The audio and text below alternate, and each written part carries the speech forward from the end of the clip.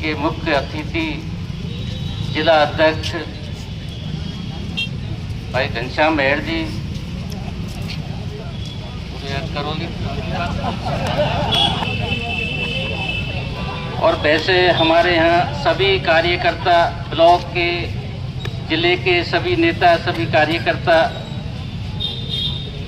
धरने में शामिल हुए हैं और ईडी के खिलाफ। और ईडी के खिलाफ इसलिए दिया जा रहा है कि जो भारतीय जनता पार्टी है, जो संवैधानिक संस्थाएं हैं, इनको कब्जे में करके जो स्वस्थ छवि के नेता हैं कांग्रेस पार्टी के या उनके खिलाफ जो भी नेता हैं, उनके सबके खिलाफ ये ईडी सीबीआई का छापा मारकर और उनको बदनाम करने का काम करते हैं। इसी तरह से नेशनल हेराल्ड एक पेपर चला था 1938 में, नेहरू जी ने चालू किया। उसमें जो कुछ फंड आया, उस मामले में ही इन लोगों ने ईडी, जबकि ईडी उसमें कोई कार्रवाई करने लायक है ही नहीं है, ईडी कानूनन ईडी पे कोई कार्रवाई नहीं कर सकती, तो लेकिन उसमें ईडी ने वो कार्रवाई की। और आप ये देखो कि 56 घंटे बैठा कर उनसे पूछताछ की। श्रीमती सोनिया गांधी जी तो बीमार थी, फिर भी उनको ले जाकर, इतना ये निर्दयी हैं कि उनको ले जाकर पूछताछ की। तो ये बड़ी सोचने की बात है इस देश के लिए और कांग्रेस पार्टी के कार्यकर्ताओं के लिए।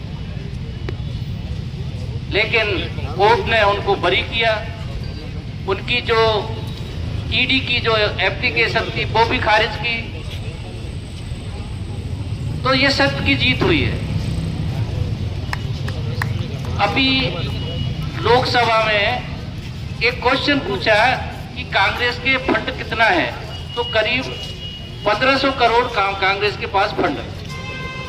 और एक साल पहले बीजेपी के पास कितना था? 300 करोड़। और आज उनके पास फंड कितना है? आप ताज्जुब करोगे कि 3000 करोड़। ये पैसा कहां से आया? अब चोर है तो कौन है, डकैती कौन डाल रहे हैं? वो खुले में डाल रहे हैं। और ये ओपन पैसा दिख रहा है कि वो 3000 करोड़ एक साल के अंदर इनके पास था। क्योंकि लोकसभा में जो पूछे गए प्रश्न और उसके उत्तर वो गलत नहीं हो सकते। तो इतना बड़ा जो ये पार्टी है जनता के साथ धोखा कर रही है।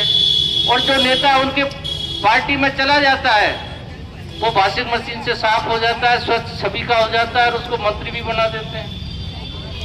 लेकिन इस देश की जनता इसको फिर भी नहीं समझ पा रही है। आज से 11 साल पहले डॉलर का मूल्य 56 रुपए था, आज 91 रुपए हो गया।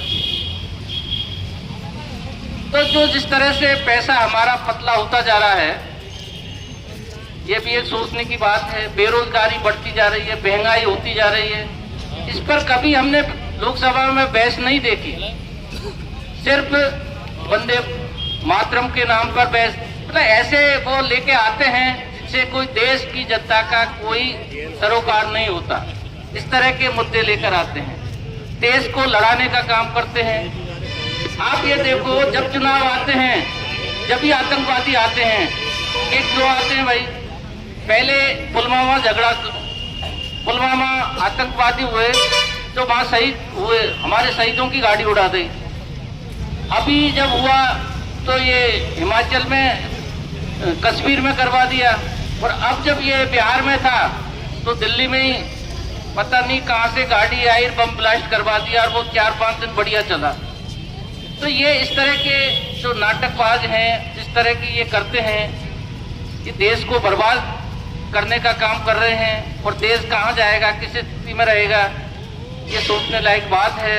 हमें हर जगह जाके लोगों को समझाना है, पार्टी को आगे बढ़ाना है, कार्यकर्ताओं को समझाना है और हमें विरोध करना है। और आज हम यहाँ पुतला फूकेंगे, विरोध करेंगे और ज्ञापन भी देंगे। इसलिए हम सब यहाँ एकत्रित हुए हैं। जय हिंद, जय भारत, जय भीम।